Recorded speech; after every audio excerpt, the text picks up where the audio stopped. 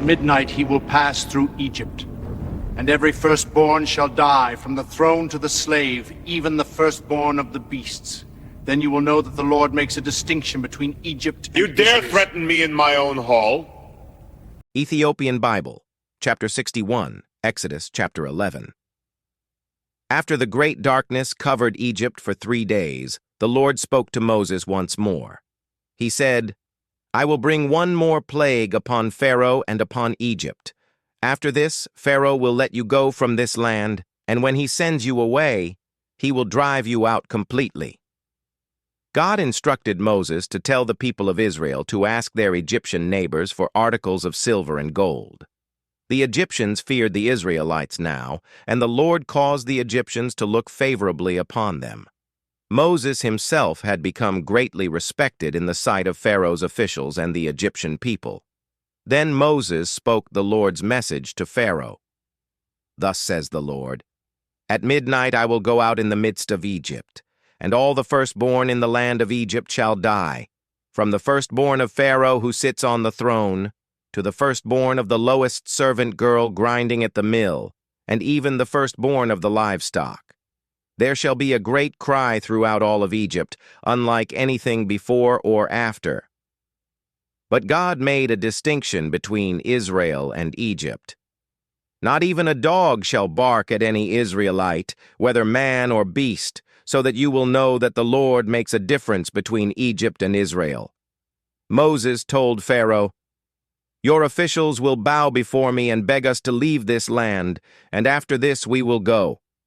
Then Moses left Pharaoh's presence burning with anger. But Pharaoh's heart remained hardened, for God had strengthened it. He would not listen, and the Lord said, "Pharaoh will not listen to you, so that my wonders may be multiplied in Egypt." Though Moses and Aaron performed all these signs, Pharaoh still refused to release Israel. The final judgment was now set.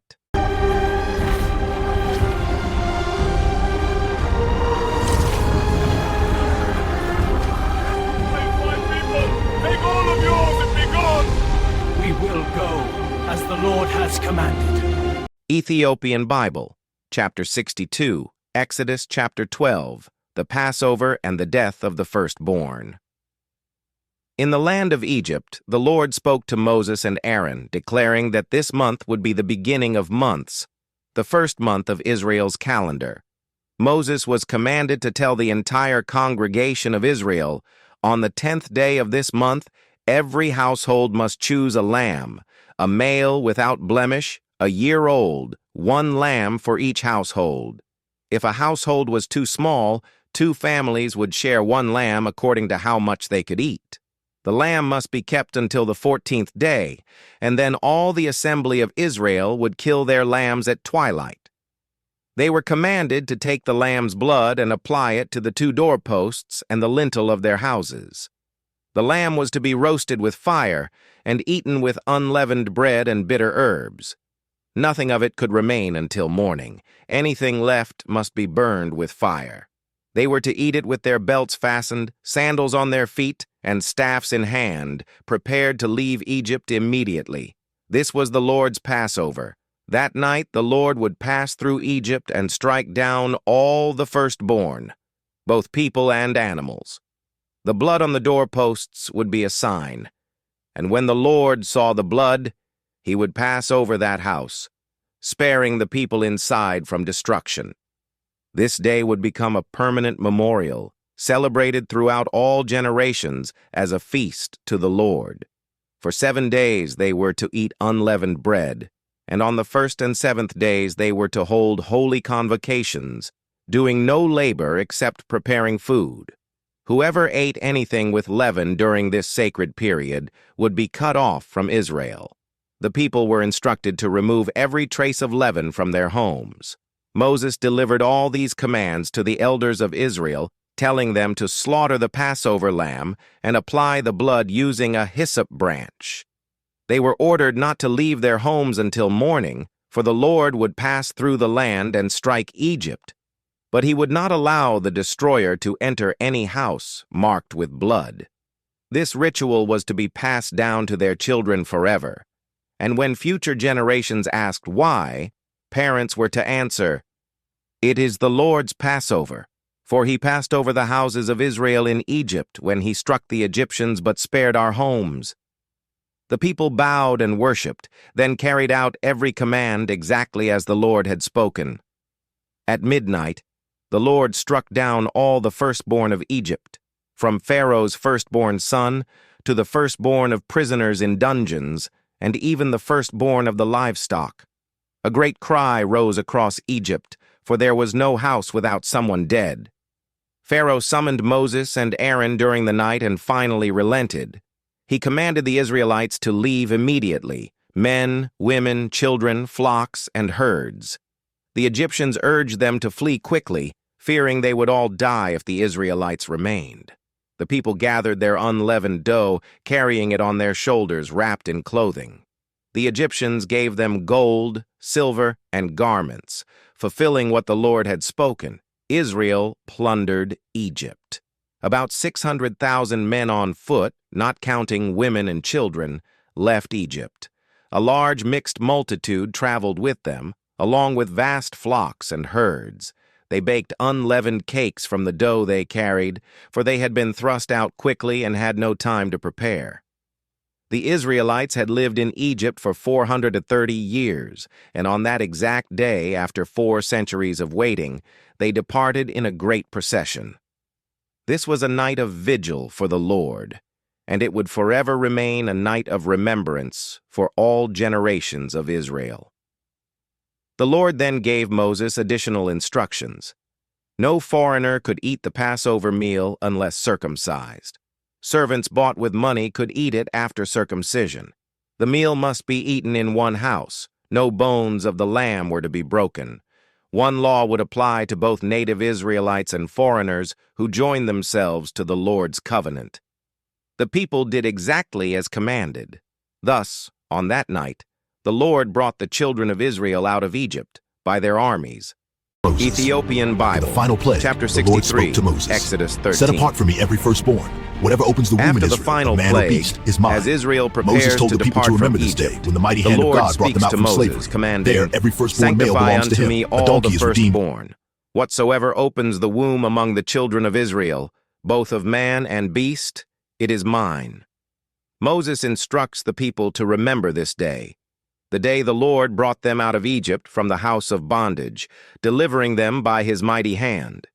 He tells them that once they enter the land sworn to their fathers, a land flowing with milk and honey, they must keep the feast of unleavened bread annually for 7 days, eating no leaven, and on the 7th day holding a solemn feast to the Lord. This observance shall be a sign upon their hand and a memorial between their eyes, teaching future generations how God delivered them. Moses declares that when the Lord brings them into the land of the Canaanites, all firstborn males, both human and animal, belong to the Lord. Every firstborn donkey is to be redeemed with a lamb. If not redeemed, its neck must be broken.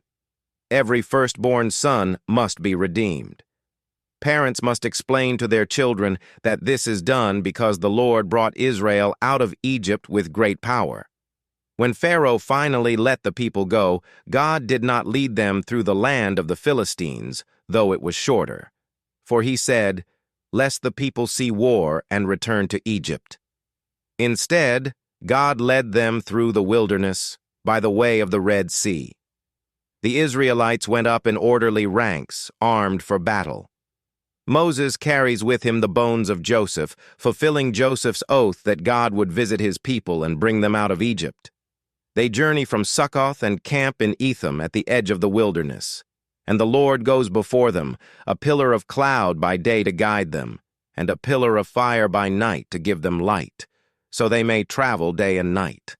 The pillar of cloud and the pillar of fire never depart from before the people. Keep moving! The Lord has made a way! Do not fear! See, it stands like stone. His hand holds it fast! Go!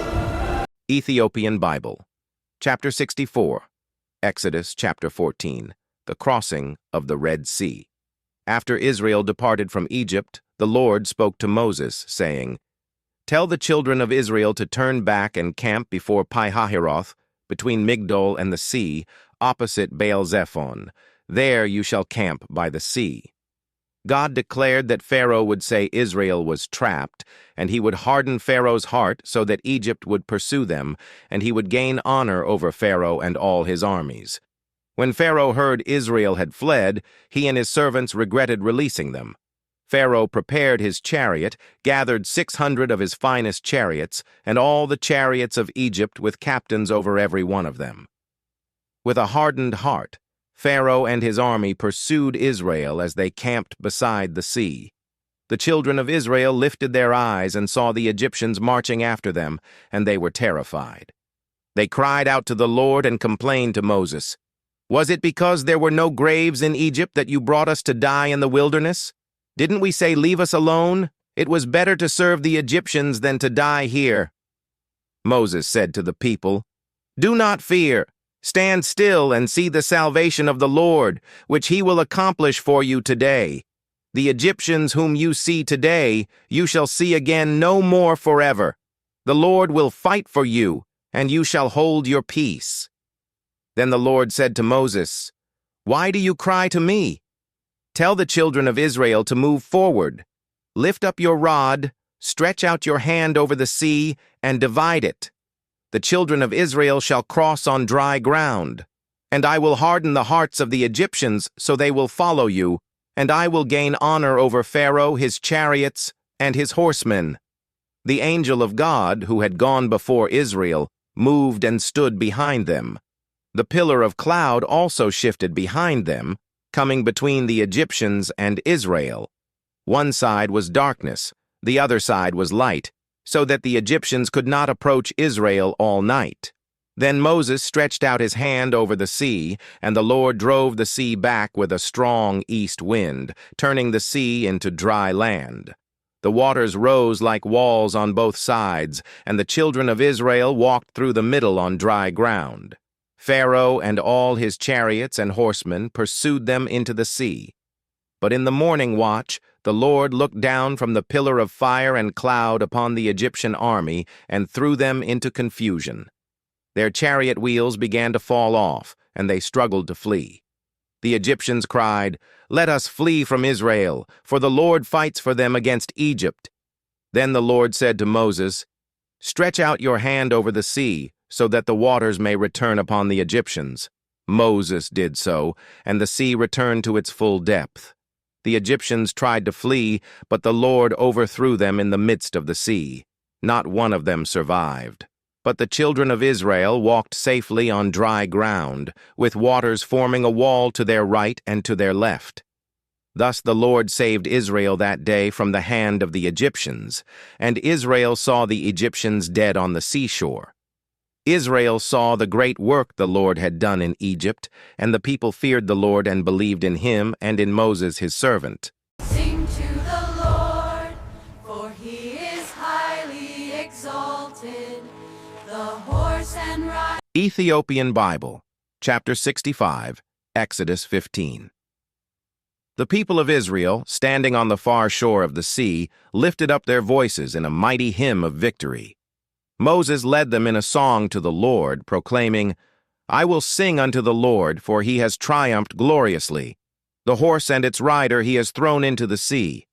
They exalted the Lord as their strength, their salvation and their mighty warrior, declaring that Pharaoh's chariots and chosen captains were drowned in the Red Sea. They sang of how the depths covered their enemies like stone sinking into the deep, and how the Lord's right hand shattered the power of Egypt.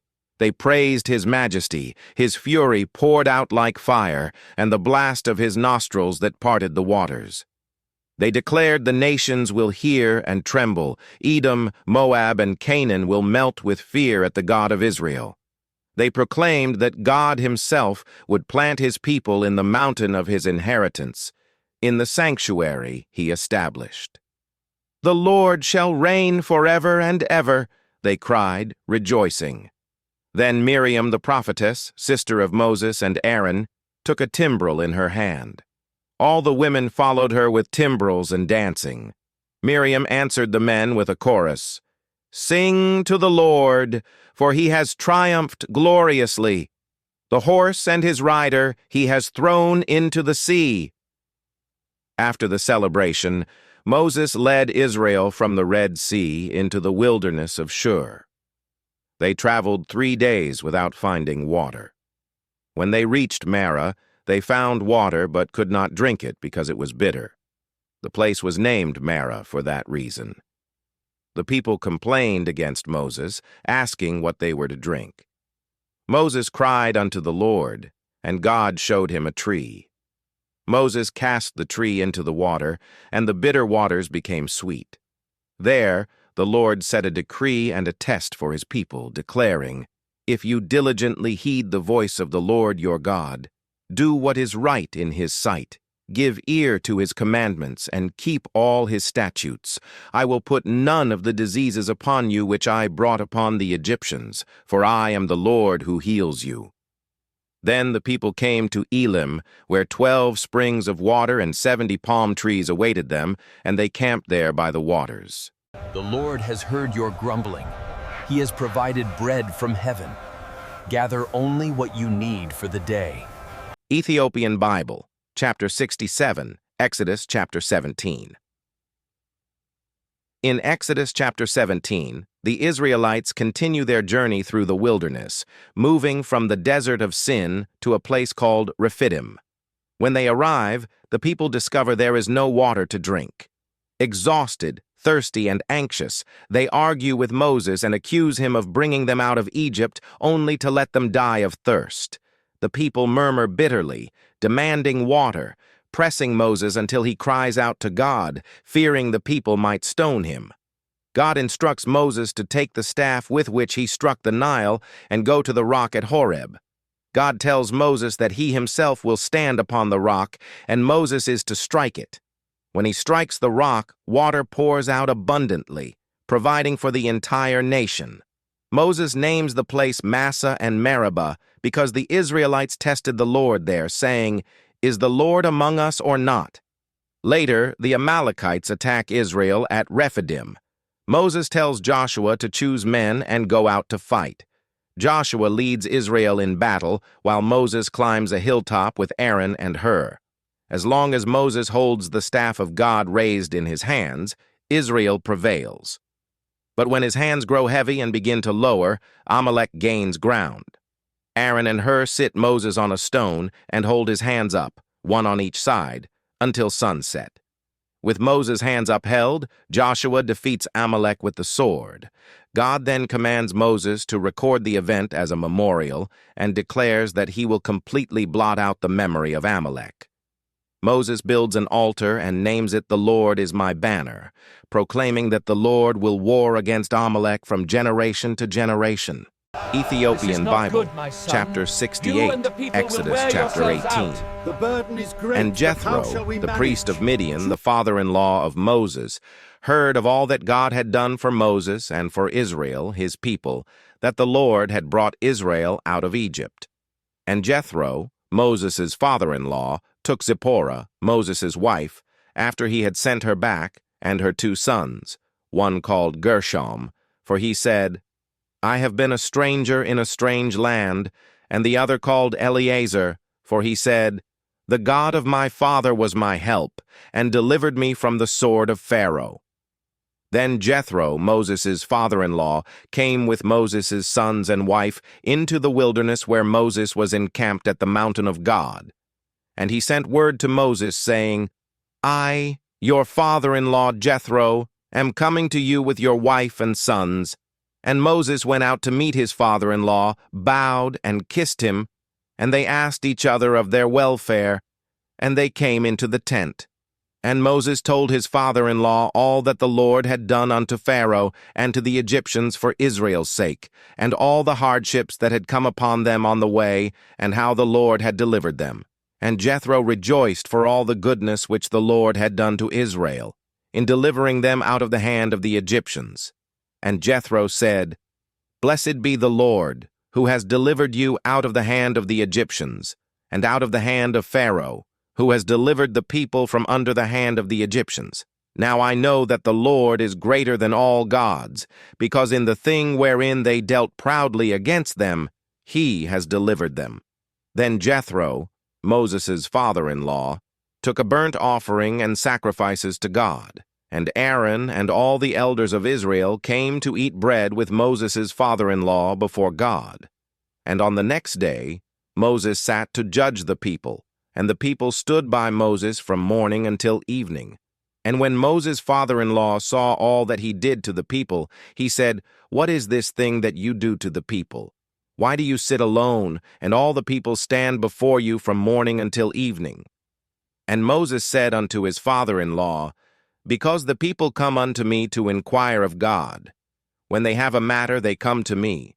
And I judge between one and another, and I make known to them the statutes and laws of God." And Moses' father-in-law said unto him, "The thing that you do is not good. Both you and these people that are with you shall surely wear yourselves out, for this thing is too heavy for you. You are not able to perform it alone. Hearken now unto my voice. I will give you counsel, and God shall be with you. Stand before God for the people, and bring their causes before him.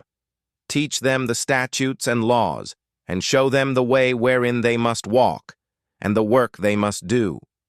Moreover, you shall provide out of all the people able men, such as fear God, men of truth, hating covetousness, and place such over them to be rulers of thousands, rulers of hundreds, rulers of 50s, and rulers of 10s. And let them judge the people at all times. And every great matter they shall bring unto you, but every small matter they shall judge themselves. So it shall be easier for you, and they shall bear the burden with you. If you do this, and God command you so, then you shall be able to endure, and all this people also shall go to their place in peace." And Moses hearkened to the voice of his father-in-law, and did all that he said. And Moses chose able men out of all Israel, and made them heads over the people, rulers of thousands, rulers of hundreds, rulers of 50s, and rulers of 10s. And they judged the people at all times. The hard matters they brought unto Moses, but every small matter they judged themselves. And Moses let his father-in-law depart, and he went his way into his own land. Ethiopian Bible, chapter 69. Exodus, chapter 19. Faithful cinematic retelling. Voiceover script. Complete chapter. And on the 3rd month after the children of Israel were come out of the land of Egypt, on the same day, they came into the wilderness of Sinai. And when they were departed from Rephidim, and had come to the wilderness of Sinai, they encamped in the wilderness. And there Israel encamped before the mount. And Moses went up unto God. And the Lord called unto him out of the mountain, saying, Thus shall you say to the house of Jacob, and tell the children of Israel, You have seen what I did unto the Egyptians, and how I bore you on eagle's wings, and brought you unto myself. Now therefore, if you will obey my voice indeed, and keep my covenant, then you shall be a peculiar treasure unto me above all people, for all the earth is mine. And you shall be unto me a kingdom of priests, and a holy nation. These are the words which you shall speak unto the children of Israel. And Moses came and called for the elders of the people, and laid before their faces all the words which the Lord had commanded him. And all the people answered together, and said, All that the Lord has spoken, we will do. And Moses returned the words of the people unto the Lord. And the Lord said unto Moses, Behold, I come unto you in a thick cloud, that the people may hear when I speak with you, and believe you forever. And Moses told the words of the people unto the Lord. And the Lord said unto Moses, Go unto the people, and sanctify them today and tomorrow, and let them wash their clothes, and be ready against the 3rd day. For the 3rd day the Lord will come down in the sight of all the people upon Mount Sinai. And you shall set bounds unto the people round about, saying, Take heed to yourselves, that you go not up into the mount, or touch the border of it. Whosoever touches the mount shall surely be put to death. There shall not a hand touch it, but he shall surely be stoned, or shot with an arrow. Whether it be beast or man, it shall not live. When the trumpet sounds long, they shall come up to the mount. And Moses went down from the mount unto the people, and sanctified the people, and they washed their clothes. And he said unto the people, Be ready against the third day. Come not at your wives. And it came to pass on the third day in the morning, that there were thunders and lightnings, and a thick cloud upon the mount, and the voice of the trumpet exceeding loud, so that all the people that were in the camp trembled. And Moses brought the people out of the camp to meet God, and they stood at the nether part of the mount. And Mount Sinai was altogether on a smoke, because the Lord descended upon it in fire, and the smoke thereof ascended as the smoke of a furnace, and the whole mount quaked greatly. And when the voice of the trumpet sounded long, and waxed louder and louder, Moses spoke, and God answered him by a voice. And the Lord came down upon Mount Sinai, on the top of the mount. And the Lord called Moses up to the top of the mount, and Moses went up. And the Lord said unto Moses, Go down, and warn the people, lest they break through unto the Lord to gaze, and many of them perish. Also, let the priests, which come near to the Lord, sanctify themselves, lest the Lord break forth upon them. And Moses said unto the Lord, The people cannot come up to Mount Sinai, for you warned us, saying, Set bounds about the mount, and sanctify it. And the Lord said unto him, Go, get thee down, and come up thou and Aaron with thee. But let not the priests and the people break through to come up unto the Lord, lest he break forth upon them. So Moses went down unto the people, and spoke unto them. Ethiopian Bible, chapter 70, Exodus, chapter 20. And God spoke all these words, saying, I am the Lord your God, who brought you out of the land of Egypt, out of the house of bondage. You shall have no other gods before me. You shall not make unto you any graven image, or any likeness of anything that is in heaven above, or that is in the earth beneath, or that is in the water under the earth. You shall not bow down to them, nor serve them.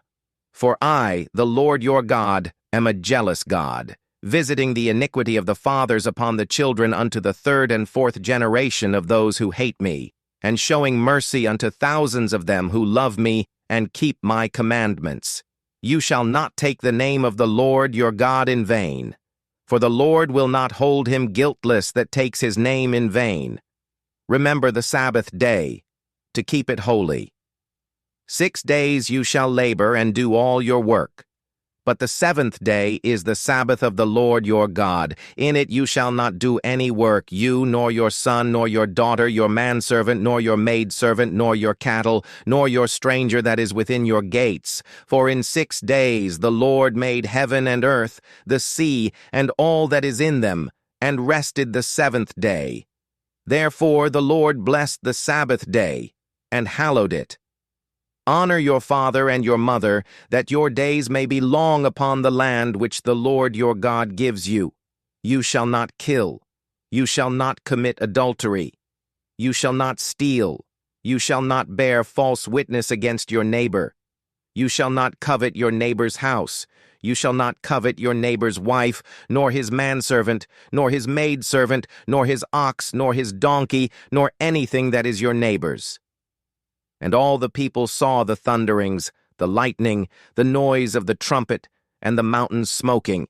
And when the people saw it, they removed and stood afar off. And they said unto Moses, Speak you with us, and we will hear, but let not God speak with us, lest we die. And Moses said unto the people, Fear not, for God is come to prove you, and that his fear may be before you, that you sin not. And the people stood afar off, while Moses drew near unto the thick darkness where God was. And the Lord said unto Moses, Thus you shall say unto the children of Israel, You have seen that I have talked with you from heaven.